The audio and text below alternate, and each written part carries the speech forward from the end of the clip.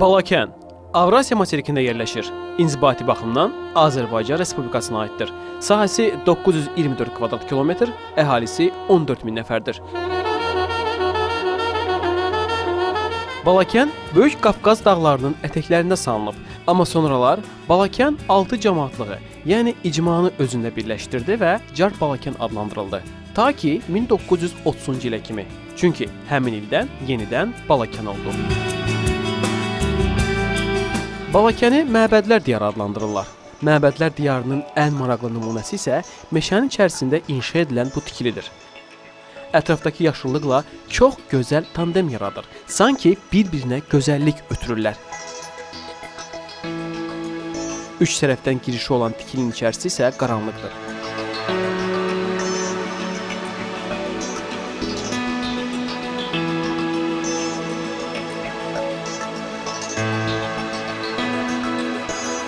Burada təkcə xristian dini məbədi yoxdur, eyni zamanda məscid də var. Cümə məscidi.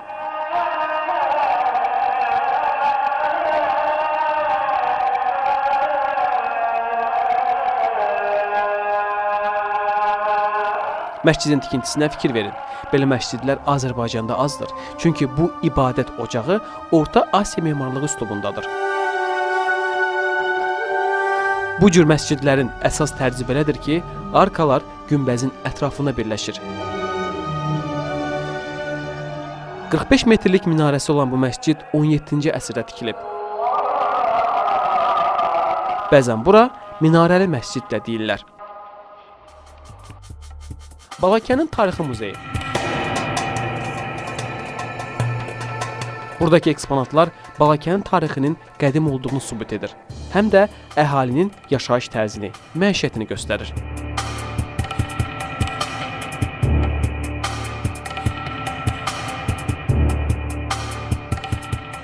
Tambur, yerli əhalinin milli musiqi aləti. Yerli sakinlər bu alətdə ifa etməyi uşaqlıqdan öyrənirlər. Yaşlananda isə əksinə, gələcək nəsli öyrədirlər ki, bu alət unudulmasın.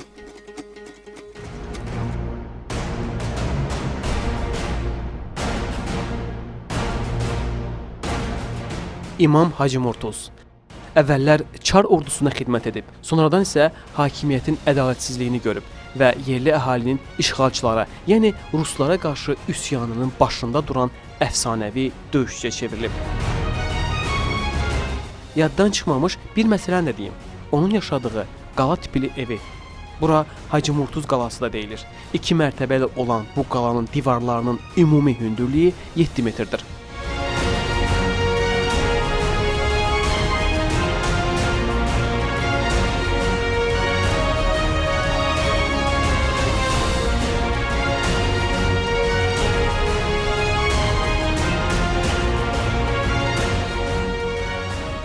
Balakən dağlıq olduğundan hündür zirvələrdən yaxşı mənzərəsi var.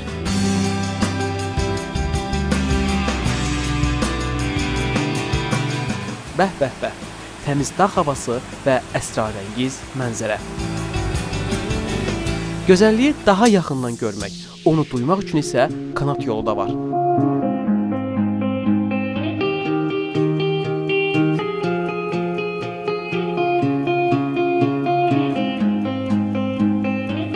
Bax belə, bu da Balakən. Buludlar dağları zəbt edir, günəş batır və şəhərə tədricən gecə düşür. Bizim öhdəmizə isə deməyə bir söz düşür. Əsrarəngiz Balakən.